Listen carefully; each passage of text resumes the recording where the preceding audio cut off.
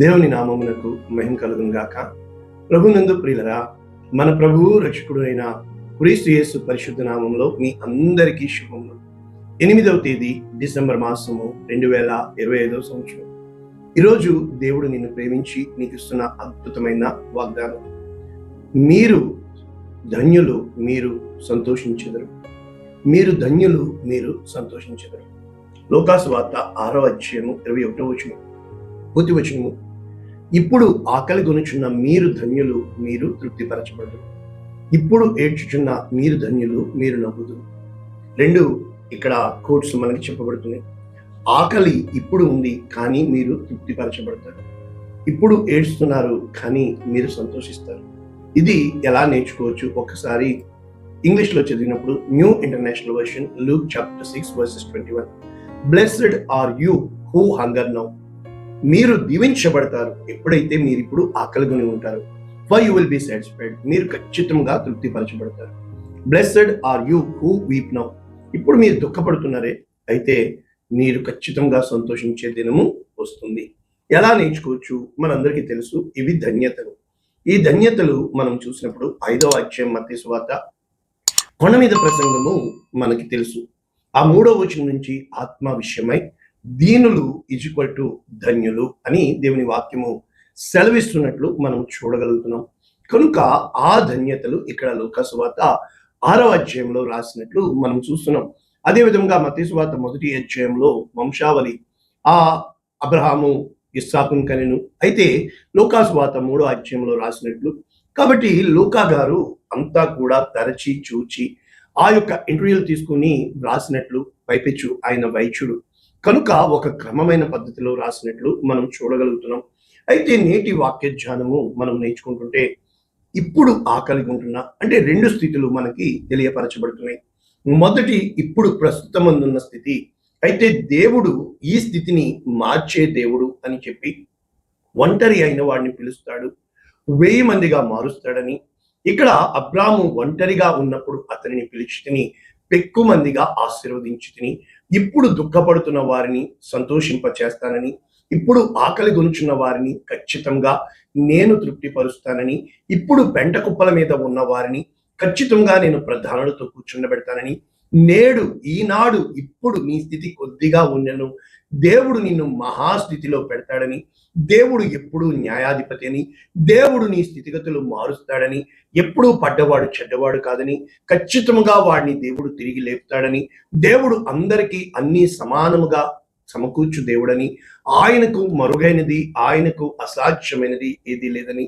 అయితే ఈరోజు నీకు కలిగి ఉన్న క్షేమాధారమును బట్టి దేవుడు చెప్తాడు, నీ క్షేమమును నువ్వు చూసుకుని గర్విస్తున్నావే, అయితే ఖచ్చితంగా ఈరోజు ఉన్నట్లు రేపు ఉండదు. గమనించండి, విధి ఆడే వింత నాటకము, తలరాత, లేకపోతే మన పరిస్థితులు అని చెప్పి చాలా మంది సర్దుకుపోతూ ఉంటారు. నాకు వయసు వచ్చినప్పుడు life is nothing but adjustment అన్నారు.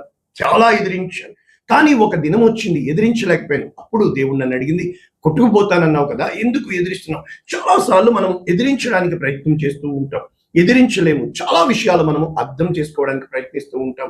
నీకు తెలుసా, నీవు నేను అర్థం చేసుకోగలిగితే రేపు ఏమి జరగబోతుందో ఈ రోజు మనకు తెలిస్తే అంతెందుకు మరుక్షణం ఏమి జరగనై ఉన్నదో కూడా మనకి తెలియదే. ఒకవేళ ఈ స్కానింగ్ లేకపోతే పుట్టబోయే బిడ్డ ఆ యొక్క ఆడ మగ అన్నది కూడా తెలియదే. అటువంటి పరిస్థితుల్లో మీ జీవము ఏపాటిది అని చెప్పి తిందము తాగుదము రండి సుఖించుదాము అనే ఈ లోకంలో దేవుని కొరకు ఈ రోజే, ఒకవేళ రేపు అనేది నా జీవితంలో లేకపోతే ఏదో ఒకటి చేయాలి అనే తపన నీకు ఉన్నప్పుడు ఖచ్చితంగా దేవుడు నాతో ఉన్నాడు, నేను చేస్తాను అనే తపన నీకున్నప్పుడు ఇక్కడ 2 గుంపులు మనకి చెప్పబడుతుంది. ఇప్పుడు సుఖపడుతున్న వారు తర్వాత దరిద్రాన్ని తెచ్చుకుంటారు, ఇప్పుడు ఇష్టపడుతున్న వారు తర్వాత కష్టపడతారు.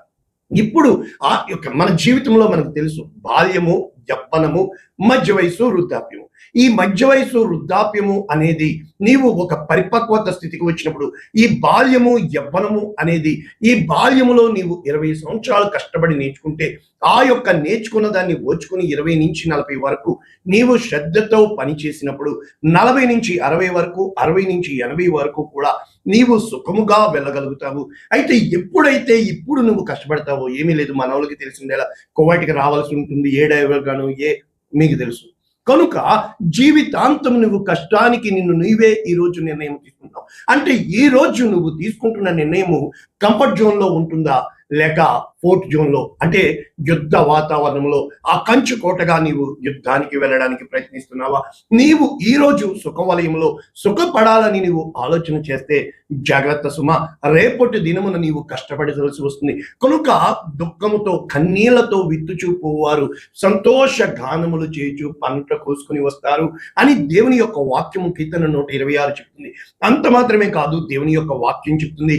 ఇక్కడ మనం చూసినప్పుడు ఫిలిప్పీలకు రాసిన పత్రిక 4వ అధ్యాయం 8వ వచనంలో, నీవు ఈ రోజు ఉన్న స్థితి రేపు ఉండదు కనుక, ఈ రోజు ఉన్న వాళ్ళు రేపు ఉండరు కనుక, ఈ రోజు ఉన్న నీ ఆలోచన రేపు మారవచ్చు కనుక, ఈ రోజు ఉన్న ఏ పరిస్థితి కూడా శాశ్వతము కాదు కనుక, నీవు ఎటువంటి నిర్ణయం చేయాలని చెప్పబడుతుంది? మెట్టుకు సహోదరులారా, ఏ యోగ్యత అయినా, మెప్పైనా, సత్యమైనవో, మాన్యమైనవో, న్యాయమైనవో, పవిత్రమైనవో, రమ్యగనవో, ఖ్యాతి గలవో నీవు వాటి మీద ధ్యానం ఉంచినప్పుడు అప్పుడు సమాధానకర్త అయిన దేవుడు మీకు తోడుగా ఉంటాడు. కొంతకాలం కష్టం ఎదురవుతుంది, కొంతకాలం తిరుగుబాట్లు ఎదురవుతాయి.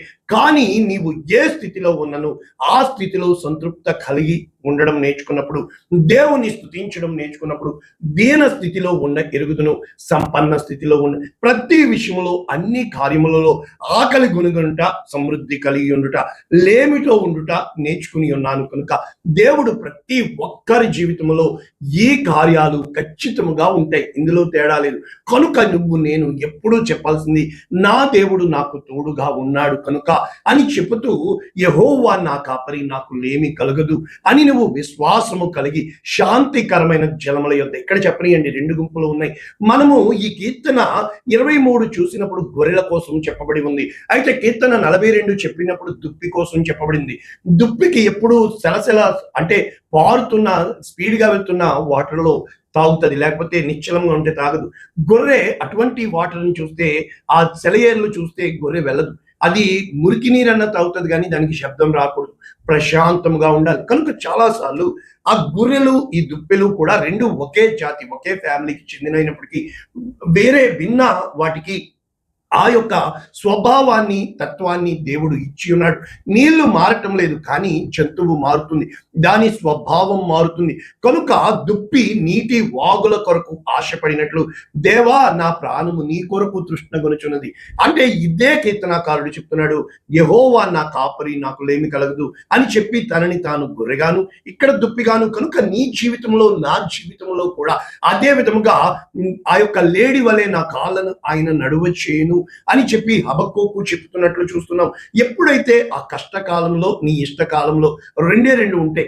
కష్టకాలాన్ని జయించిన వాడు ఇష్టకాలంలోనికి వెళ్తాడు, ముందు ఇష్టకాలంలో ఉన్నవాడు కష్టకాలంలోనికి వెళ్తా ఉంటాడు. కనుక మొదట నీకు ఏది కావాలి సూచించుకోసమా, దీనిని బట్టి దీని విత్తనము ఎప్పుడు కొద్దిగానే ఉంటుంది, కానీ దాని పంట విస్తారంగా ఉంటుంది. ఎప్పుడైతే ఈ రోజు పంటని పట్టుకుంటావో, విత్తడం మానేస్తావో, రేపటి రోజున నీ జీవితం అంతా కూడా కష్టాల కొలయల్లోకి వెళ్తూ ఉంటుంది. అందుకే దేవుని యొక్క వాక్యం సెలవిస్తుంది, సామెతల గ్రంథము 6వ అధ్యాయం 4వ వచనంలో, తప్పించుకో తప్పించుకో తప్పించుకో అనుకుంటూ నీ కన్నులకు నిద్ర అయినను, నీ కనురెప్పలకు కునుకుపాటు అయినను రానియకుము. కారణం ఏంటి? వేట కాని చేతిలో నుండి ఏ విధముగా లేడి తప్పించుకున్నట్లు, ఆ యొక్క పక్షిని పట్టుకుని వారి చేతి నుండి పక్షి తప్పించుకున్నట్లు నీవు తప్పించుకోవాలి. ఎవరికి చెప్పబడుతుంది? సోమరి, చీమల యొద్దకు వెళ్ళుము, వాటి నడతలు కనిపెట్టి జ్ఞానము తెచ్చుకును. న్యాయాధిపతి లేకున్నను, పై విచారణకర్త లేకున్నను, అధిపతి లేకున్నను. చూసారా, న్యాయాధిపతి, పై విచారణకర్త, అధిపతి, ఇవి ఎవ్వరూ ఒక లీడర్షిప్ అవసరం లేదు. వాళ్ళ వల్ల ఇలా కాదు, వాటికి అంతటా అవి. కనుక ఇంపాసిబుల్ అంటే చీమనేస్తారు, పైన పెద్ద భారం వేస్తారు, అది మోసుకుని పోతూ ఉంటుంది.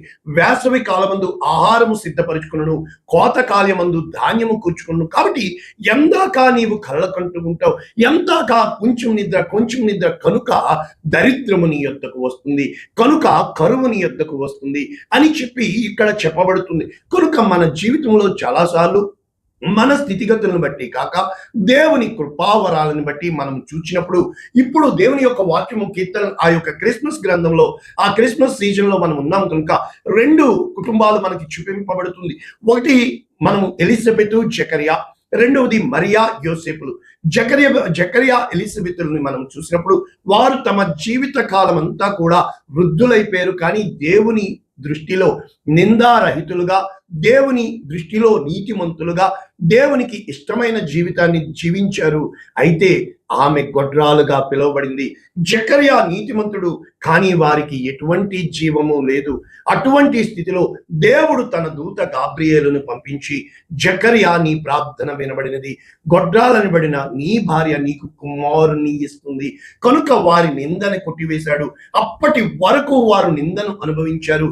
అయితే నాట నుండి వారి నిందను తీసివేసి వారికి క్షేమమును ఇచ్చి వారికి వృద్ధాప్యంలో దేవుడు గొప్ప కార్యం చేసి బిడ్డని వారి ఒడిలో వేసినట్లు, అంటే తమ జీవిత కాలం మటుకు వారు కష్టపడ్డారు, కానీ దేవుని గొప్ప కనికరము వారి స్థితిగతులను మార్చి వారిని చూసిన వారు ఆశ్చర్యపోయి ఇది దేవుని కార్యము అని దేవుని మహింపరిచారు. అయితే యోసేపు మరియా స్థితికి వస్తే వారిద్దరూ యవనస్తులు, ఇంకా వివాహం కాలేదు, ప్రదానము చేయబడిన వారు.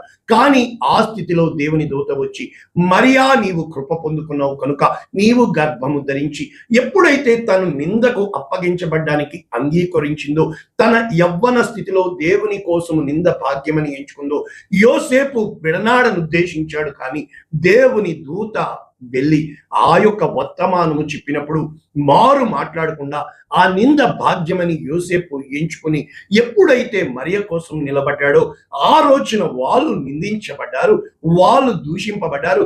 కానీ నేటి దినమున మనము చూసినప్పుడు గొప్ప, అంటే సత్రములో స్థలము లేక పశువుల పాక, కానీ ఈరోజు బెత్లెహేము మొత్తం లోకానికి చాటి చెప్తుందని, మరియా యోసేపులు లోకానికే ఆశీర్వాదాన్ని ఇచ్చిన కుటుంబంగా దేవుడు పేరు పెట్టి పిలుచుకున్నాడని మనం చూడగలుగుతున్నాం. ఈ రోజున నీ స్థితిగతులు, నీవు చేస్తున్న నిర్ణయాలు దేనిని బట్టి చేస్తున్నావు? పరిస్థితులను బట్ట? ప్రతి స్థితికి దేవుడు చాలిన దేవుడని, నీ ప్రతి స్థితిని దేవుడు ఖచ్చితంగా ఈ రోజు ఉన్నట్లు రేపు ఉండదని, ఈ రోజు ఉన్న మనుషులు రేపు ఉండరని, ఈ రోజు ఉన్న ఆరోగ్యము రేపు ఉండదని, క్షణము చాలు యాక్సిడెంట్ అవ్వడానికి, క్షణము చాలు రోగము బయటపడడానికి, క్షణము చాలు దొంగొచ్చి దోచుకుపోవడానికి, క్షణము చాలు ఏదైనా జరగడానికి, ఏదైనా జరుగుతుంది అని కాక ఏది జరిగినా అనే ధైర్యంతో ఏ రోజునైతే నీవు మొదట కష్టాన్ని ఎంచుకుంటావో, ఇరుకు మార్గాన్ని ఎంచుకుంటావో, దేవుని కొరకు నీవు ఏదో ఒకటి చేయాలి అనే తపన నీలో వస్తుందో, నీవు ఏ రోజునైతే నీవు సాధకము చేసుకోవడం మాత్రమే కాకుండా నీ హృదయాన్ని నీ అధీనంలో ఉంచుకోవడము కాకుండా అనేక మందికి నీవు హేళనకు సూచనగా ఉన్నప్పటికీ నీవు ఏమీ పర్వాలేదు. అందుకనే కీర్తనకారుడు చెప్తాడు, భూమి ఆగాధ లోతుల్లోంచి నేను మొర్రపెట్టగా ఎక్కలేనంత ఎత్తైన కొండపై. కనుక ఆ ఇద్దరిని మనం చూడగలుగుతున్నాం. మోషే ప్యాలెస్ లో పెరిగాడు, కానీ ప్యాలెస్ లోంచి తీసుకెళ్లి గొర్రెల దొడ్డిలో పెట్టాడు. అయితే దావీదు గొర్రెల దొడ్డిలో పెరిగాడు, తీసుకొచ్చి ప్యాలెస్ లో పెట్టాడు. అంటే దేవుడు లేని వాటిని ఉన్నట్టుగా, ఉన్న వాటిని లేనట్టుగా, మృతులను సజీవులుగా, సజీవులను మృతులుగా. కనుక దేవుడు ఎప్పుడు తారుమారు తక్కరమారు చేస్తూ ఉంటాడు. కాబట్టి ఏ రోజు గర్విష్ఠులను తీసివేసి దీనులకు కృప అనుగ్రహిస్తాడు అని ఈ యొక్క ధన్యతలు చెప్పబడుతూ, ఈ రోజు నీవు కష్టంలో ఉన్నావా? ఈ రోజు నష్టంలో ఉన్నావా? ఈ రోజు నిందలకు గురి అయ్యావా? ఈ రోజు సమాధానం లేక కుమిలి కుమిలి ఏడుస్తున్నావా? ఈ రోజు ఒంటరి స్థితిలో అందరూ విడిచిపెట్టి నీకు బడాయి లడాయిలు కొడుతూ నీ ముందే కాళ్ళు ఎగరేస్తున్నారా? ఏమీ పర్వాలేదు. నీవు ఆత్మ విషయంలో ఎప్పుడైతే దీనుడిగా ఉండడానికి ఇష్టపడతావో ఆ ధన్యవచనాలు నీకోసం సిద్ధంగా ఉన్నాయని, ఆ ధన్యుడు దేవుడు ధన్యత ఇస్తాడని, దేవుడు ఏ ఒక్కరిని విడిచిపెట్టేవాడు పక్షపాతి కాదని, ఆయన అందరికీ సమన్యాయము చేయవాడని, ఆయన సర్వాధికారి అని, ఆయన సర్వశక్తిమంతుడని ఎప్పుడైతే గుర్తించగలుగుతామో ప్రభునందు ప్రియులారా, మన జీవితంలో చాలా సార్లు తొందరపాటు వలన, అపార్థాల వలన అన్యాయం అయిపోతున్నాం. కానీ ఏ రోజునైతే ఒక్క క్షణము నీవు ఓర్పు కలిగి తను తాను తగ్గించుకున్నవాడు హెచ్చింపబడు. మొదటివాడు కడపటివాడు, కడపటివాడు మొదటివాడు. కనుక ఈ రోజున బలహీనులను ఆయన బలవంతులుగాను, బలవంతులను బలహీనులుగాను, వెర్రివారిని జ్ఞానవంతులుగాను, జ్ఞానవంతులను వెర్రివారిని గాని, కీడును మేలుగాను, ఆశీర్వాదమును శాపముగాను, శాపమును ఆయన మారుస్తాడు. మనం అది గమనించుకోవాలి, గ్రహించుకోవాలి. ఎప్పుడైతే దేవుని మాటలు భూమి కంటే ఆకాశం ఎంత ఉన్నతముగా ఉన్నదో ఆయన మాటలు అంత ఉన్నతముగా ఉన్నవి. కనుక పడమటి కంటే తూర్పు ఎంత దూరమో మన అతిక్రమములను అంత దూరం చేసి ఉన్నాడు ఆయన. కనుక నా తలంపుల వంటివి మీ తలంపులు కాదు అంటాడు. ఆయన నిన్ను కొన్నాళ్ళు కష్టపడితే హ్యాపీగా దేవుని స్తుతించండి. దావీదు కష్టపడ్డాడు అని చెప్పలేదు. దావీదు తను క్షణము దేవుణ్ణి స్తుతించాడు. దేవుడు ఇచ్చే వరకు ఆ సింహాసనం కోసం సౌలుకి దొరికింటే సౌలు దావీదుని చంపేసి ఉండేవాడు. కానీ దావీదు సౌలుకి ఏ రోజు హాని చేయలేదు. తన గుణాన్ని కాపాడుకున్నాడు. కారణము దేవుడు 5 రొట్టెలు 2 చేపలు చిన్నవే, కానీ 5,000 మందికి ఆశీర్వాదంగా నా దేవుడు చేయగలడు, నా జీవితంలో చేశాడు. ప్రతిదీ నేను అనుభవంతో రుచి చూచి, ఇప్పుడు కూడా మనము తడబడ్డానికి కారణం మన పక్కోడు మనకంటే ఉన్నతమైన స్థితిలో ఉంటాడు, కానీ దేవుడు నిన్ను నీ హృదయంలో ఉన్నది శోధించి తెలుసుకున్నటకు ఆ విధముగా చేస్తూ ఉంటాడని మనం గమనించాలి. ఏ రోజు కూడా నీవు ఈ లోకాన్ని బట్టి కాక, ఈ లోకంలో ఉన్న శరీరాశ, నేత్రాశ, జీవక్రమం ఇవన్నీ కూడా క్షణంలో కొట్టివేయబడతాయి. కనుక ఏ రోజునైతే నీవు విశ్వాసమునకు కర్త, దాని కొనసాగించువాడైన యేసు వైపు చూస్తావో, అప్పుడు నీకు క్షేమమైనది మరియ ఉత్తమమైన దానిని ఎంచుకునేను కనుక అది ఆమె యొద్ద నుండి తీసివేయబడదు. అటువంటి గొప్ప కృపా భాగ్యము దేవుడు మన జీవితంలో అనుగ్రహించునుగాక. ప్రార్థన చేస్తాం. పరిశుద్ధుడా, ప్రేమ కలిగిన తండ్రి, ఈ రోజున మేము ఏ నిర్ణయం చేస్తున్నామో, రేపటి దినమున ఏమి పొందుకోవాలని ఆశపడుతున్నామో మరి మాకు నేర్పిస్తున్నాము తండ్రి. ఈ వాక్యము ఎంత మందికి వెళుతుందో, వారికి నచ్చిందా వచ్చిందా అని కాదు, కానీ ఈ వాక్యము సత్యము కనుక, అనుభవపూర్వకంగా నీవు లేవనెత్తే దేవుడవు కనుక, కృంగిన వారిని బలపరచుడని, భారభరితమైన ఆత్మకు ప్రతిగా స్తుతి వస్త్రము, బూడిదకు ప్రతిగా పూదండ నీవు ఇచ్చే దేవుడవని, నీ వాక్యంలో ఉన్న జ్ఞానము మర్మము ఇదేనని, ఈరోజు మాకున్న ప్రతి దుఃఖాన్ని బట్టి మేము ఆదరించబడతామని, ఈరోజు ఉన్న ఆకలి ఆ యొక్క ఖచ్చితంగా మేము తృప్తిపరచబడతామని, కనికరం పొందుకుంటామని, కృప పొందుకుంటామని యేసు నామమున దీవిస్తున్నాము తండ్రి. Amen. God bless you all. దేవుడు మిమ్మల్ని దీవించుగాక.